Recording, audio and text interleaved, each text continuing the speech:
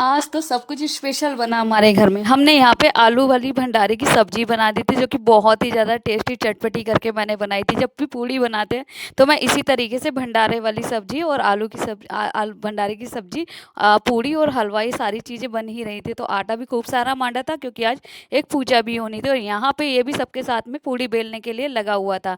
दूसरी ओर मैंने इसमें सूजी के अंदर सूजी का हलवा बनाया था, उसके अंदर अच्छे तरीके से बादाम वगैरह डाल दिए थे।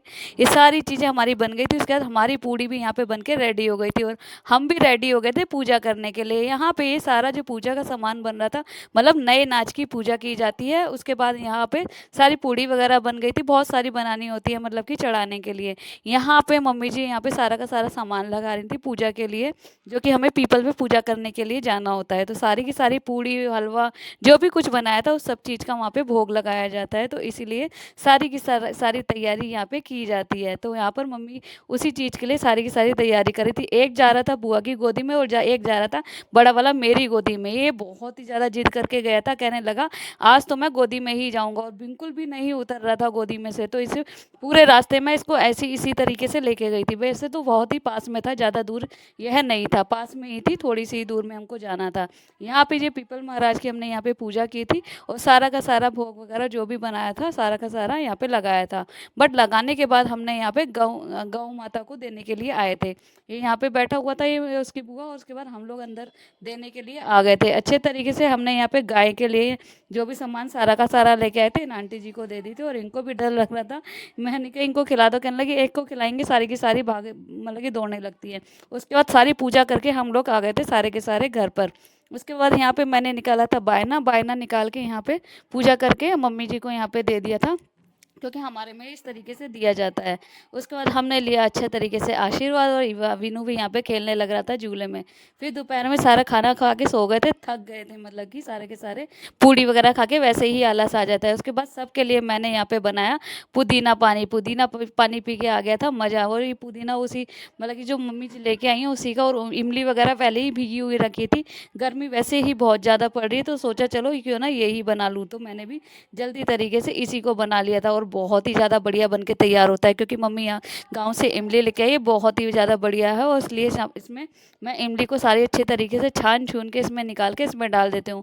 और ये इतना ज़्यादा ओवर हो गया था कि इसके अंदर बर्फ़ वगैरह डालने तक की मेरे पास यहाँ पे जगह नहीं थी। फिर भी मैंने थोड़ा निकाल के इसके अंदर आइस भी डाल दी थी। और सबसे पहले मैंने ही चख के देखा कि नमक वगैरह ठीक है या नहीं, क्योंकि चख के देख लूँगी तो सबको अच्छा लगेगा यहाँ पे पीने में सारा का सारा। उसके बाद मैंने सबको यहाँ पे निकाल के दे दिया था, सबको मतलब कि जितना भी 5-6 गिलास सारे के सारे सबके जितने भी बने थे सारे सबको हमने दे दिया था। और ये पीने में बहुत ही ज़्यादा टेस्टी बना था। मार्केट का तो बिल्कुल बेकार सा ही होता है, क्योंकि इसमें मैंने अच्छे तरीके से पुदीना वगैरह सारा सब कुछ बढ़िया ही डाला था, इमली नींबू वगैरह, और ठंडा ठंडा बहुत ही ज़्यादा मज़ा आया था पीने में। और सबके लिए अच्छे तरीके से हो गया था, मतलब कि ज़्यादा ही बना था, कम बिल्कुल भी नहीं बना था। तो हमारा तो दोपहर में हमने ये नींबू पानी वगैरह मतलब कि जलजीरा पानी पी लिया था, अपना मज़ा आ गया था इसको पी के। उसके बाद फिर बस हम सब ने यहाँ पे क्या कहते हैं इसमें, यहाँ मैं मिर्च का अचार डालने लगी थी, जो कि मम्मी ले आई थी कल मार्केट से ज़्यादा। तो उन्होंने बोला मम्मी ने कि इसका भी अचार डाल दो, इंस्टेंट अचार डलता है इसमें। मैंने यहाँ पर मैं धनिया सौंफ वगैरह अच्छे तरीके से पीस ली थी, क्योंकि मैं बस वैसे भी रेगुलर के लिए मुझे चाहिए थी। हम लोग घर में ही पीसते हैं, मतलब कि बाहर से इस चीज़ को पीस के नहीं लाते हैं। मतलब कि जब भी हम यूज़ करते हैं ना इसको, तो सारी की सारी चीज़ें इसी तरीके से ही डालते हैं।